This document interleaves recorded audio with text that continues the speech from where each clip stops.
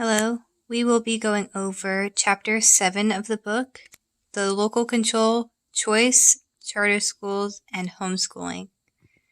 And our group is Mary, Jacob, and Emma. Local control of instruction is the ability of school boards to make decisions on issues like the curriculum, the personnel, the budget, the calendars, and the policy within the classrooms. Political control exercised over schools, it has a lot to do with the voting. Like you can vote for local school boards, you can vote for the people within the government who can make education policies, or just letting the parents have choice over where they want to send their child or if they want them to be homeschooled. With the traditional districts, they're usually criticized for the lack of responsiveness to the desires of parents, and the central office superintendent and the administrative state are criticized for being bureaucratic barriers to any real change within the school district. So choice, parental versus personal. Parental choice, it gives the parents the right to choose where they want to send their child, if they want to send them to a public school, if they want to send them to a private school, or if they're okay with just letting the child be assigned to a school that they live close to, that's in their county, or wherever they live. The top factors most parents consider for like elementary and high school, it's usually the academic performance, the school's reputation, the school's safety, the diversity within the school, and the quality of teachers. And college, parental versus personal choice. So students, they usually think about what majors are available and the programs they have, and then the cost, like the loans, usually the location, the student activities that they have, the career services, the on-campus facilities, and if they can feel comfortable where they are. For parents, it's also heavily focused on the finances. They think about the social atmosphere, the size of the college, what type of college it is, and the programs they have. Or sometimes they'll think about whether or not they attended the school or if they want their child to go to the same school that they attended, so they'll pressure them into that. Public schools, they are schools that are maintained at public expense for education of children in a community or a district. So the pros, teachers have more qualifications. They have better facilities for sports usually. They can sponsor more activities like clubs. There's a lot of different clubs, and they can also continue with sports. The students spend more time studying core subjects. There's a more diverse student population. They offer specialized programs. They have IDEA requirements, which is Individuals with Disability Education Act.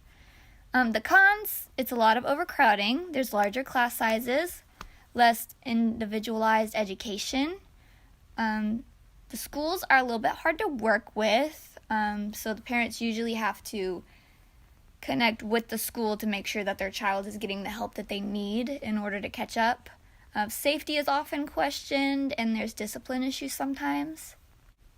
The different types of public schooling, so there's magnet schools, which are schools that specialize in certain areas like technology, science, healthcare, or arts, and they usually have a placement test. I went to a magnet school. I went to A.R. Johnson. They had a lot of healthcare programs, and they had an engineering program. The healthcare program, I did that, and they had dentistry, EMT, CNA, and medical information. And then the traditional public schools, they're schools that are operated by local, state, and federal government funds. Virtual public schools, they're like homeschool, but it's a lot less parent interaction. Parents don't need to teach. They just use online learning programs. Charter schools, you need an application to enroll it. It's kind of like a private school, and the spaces are very limited. Private schools. Private schools are not supported financially by the government, in which parents have to pay for the children to go to. The pros of private schooling is smaller class sizes, safer environment, discipline is better, strong parent involvement, better funding, and it supports certain religious beliefs. The cons of private schooling is the cost, it's less diverse, doesn't have the same services for special needs, religion takes up class time, you have to apply to be selected, Teachers may not be required to have a degree. Some don't have to accept special needs students, and they are not required to work with sick students. When the pandemic hit, online/virtual learning became more of a trend. Nobody was prepared, so school systems suffered through this. Schools struggled to make ends meet with online programs like Zoom, Microsoft Teams, and all of those because they didn't know how to use them, so they were trying to figure it out all at once.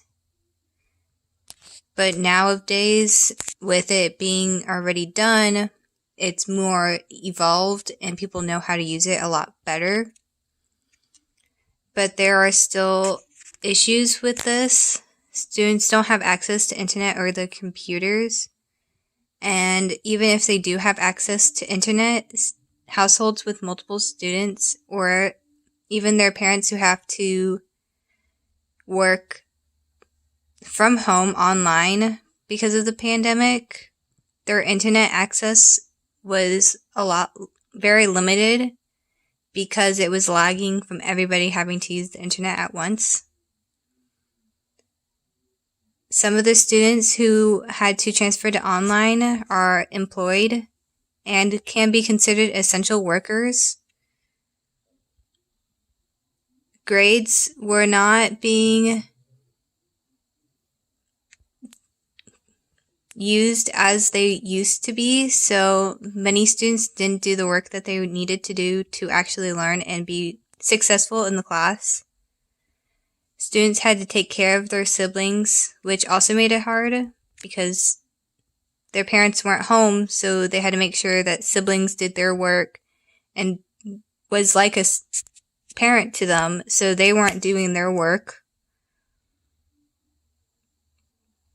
The student-to-teacher relationships became non-existent because you're not there, so how are you going to develop that relationship that is built on trust and respect and seeing each other and talking in school when you have to do it through a computer?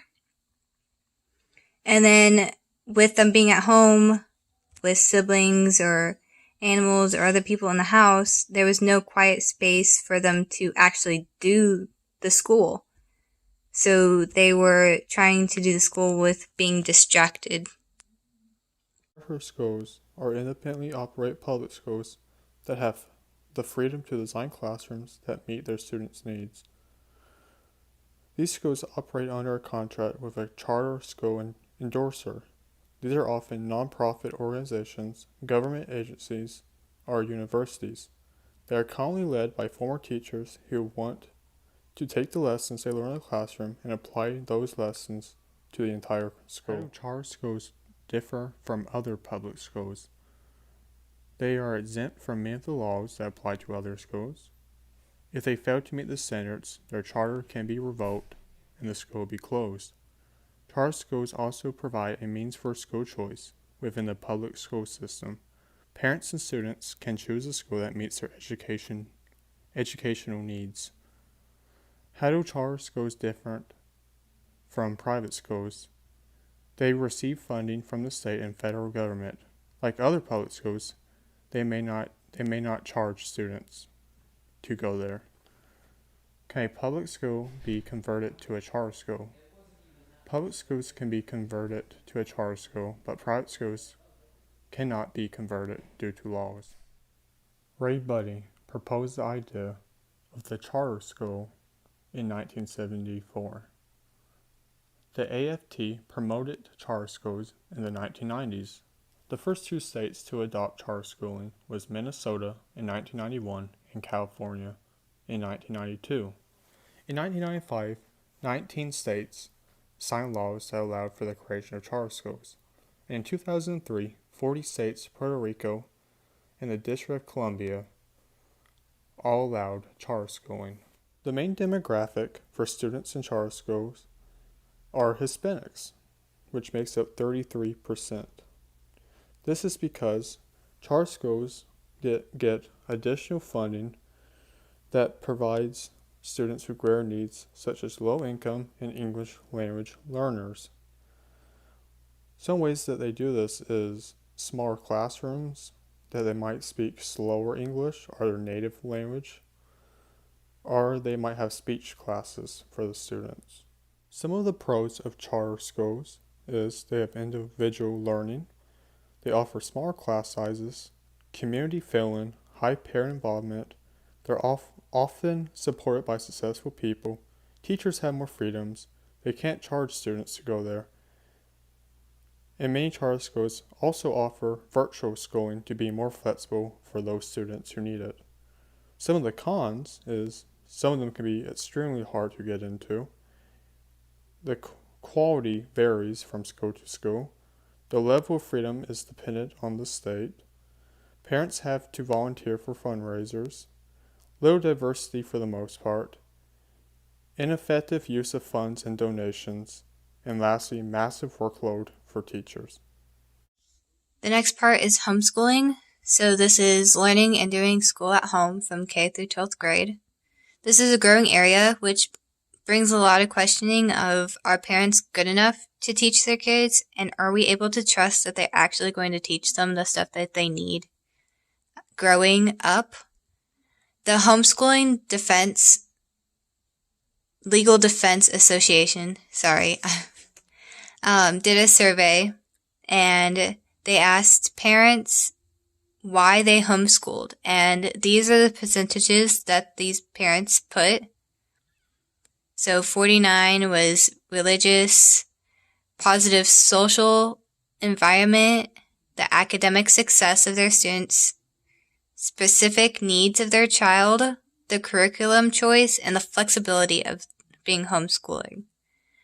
I also have friends who do homeschooling, so I asked them why they did homeschooling, and one said that they did it because their dad was military, so they moved around a lot, which is very understandable because not wanting to move around from school to school is hard being military. And the other one said that he wasn't getting his work done and didn't feel like he was learning as much as he needed to do, and homeschooling actually helped him be successful. So during the pandemic, with parents having to essentially homeschool their kids, the Homeschooling Legal Defense gave some advice to these parents. So the first one is to breathe, that everybody is going to be fine, and that they just needed to survive. They needed to do what they needed to do and realize that they were going to be fine. 2 was to remember that the main thing your kids need is you. They put, if the mom's not happy, nobody's happy, which is a great saying, because if the parents aren't happy in the household, nobody's going to be happy. Nobody's going to be able to focus. Nobody's going to be able to do stuff because the household is in a not good state. 3 is to take the pressure off. Take a day of a break from the school stress. So giving those essentially like holidays that schools would give for the kids. Take the mind off. Get ahead a couple of days so that you can take those breaks. And 4, to build a healthy relationship with your kids. So to make sure that you build that relationship with them like a teacher would with their students. Build that relationship, give that trust, make sure that your relationship with them is healthy, because if it's unhealthy, then trying to do school at home is not going to be successful. So there are pros and cons to homeschooling. So pros, education freedom, emotional freedom. So there's not going to be bullying. For their emotional education freedom, you get to kind of pick essentially what they're learning, making sure that the standards are taught for what homeschooling says. Parents can raise their kids right, so the kids can have their manners and stuff like that, that some parents think that public schools kind of don't focus on a lot.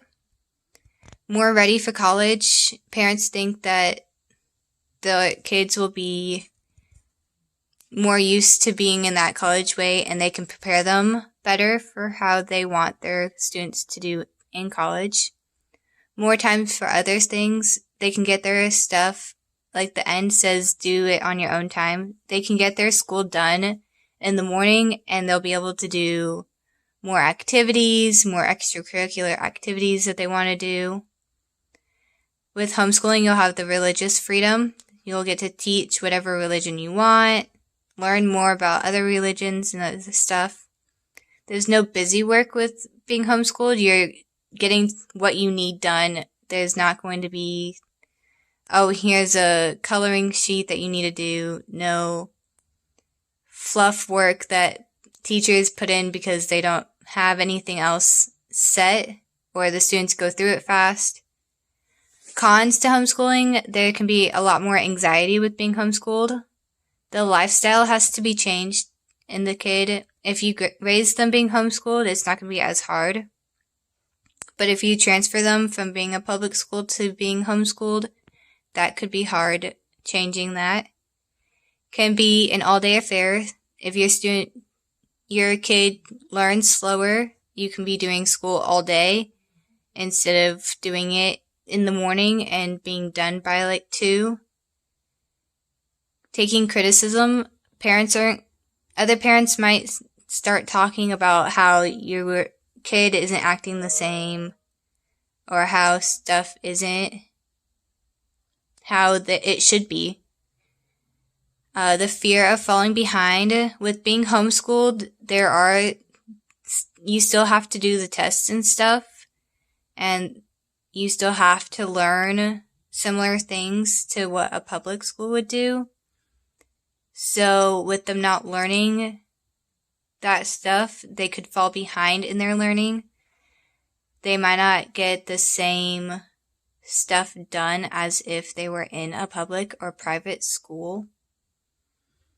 Or not cooperating the same. With it being a parent, some students might not want to do it and might start rebelling between wanting to do school with their parent. So they could fall behind in their academic learning for that. One thing that is a pro and a con is the socialization aspect. So a con is that they don't get as much because they are at home and everyone is at school. But the pros are the Homeschooling Legal Defense Association actually has answers to being socialization. So there's homeschooling support groups organizing field trips, teaching co-ops, and tutoring services. Homeschooled kids can also do activities like community sports, scouting, church activities, political volunteering, community service, and more that public kids might not be able to do during the day. Homeschoolers also can take trips to the museum, parks, libraries, and other educational institutions that, again, public school kids might not be able to go to because they might not have time. So I also asked some more questions to my friends who are homeschooled. So I asked, do you like being homeschooled? If you had the opportunity, would you change to public school? And how does this affect your social life? So both said that yes, they liked homeschooled. One went on to say that it lets them explore his hobbies and interests more than public schooling. And it's flexible and the ability to do it on your own time. So why change? 2, they all would not change to public school if given the chance. Again, homeschooling is flexible and able to do the school on your own time, so why change? And 3, they have what is called co-op here, where the homeschoolers come together and do extracurricular activities like drama, yearbook, and they also do their science labs at this co-op. They also have the opportunity to participate in homeschool prom and sports, which I thought was pretty cool. And that's all I have.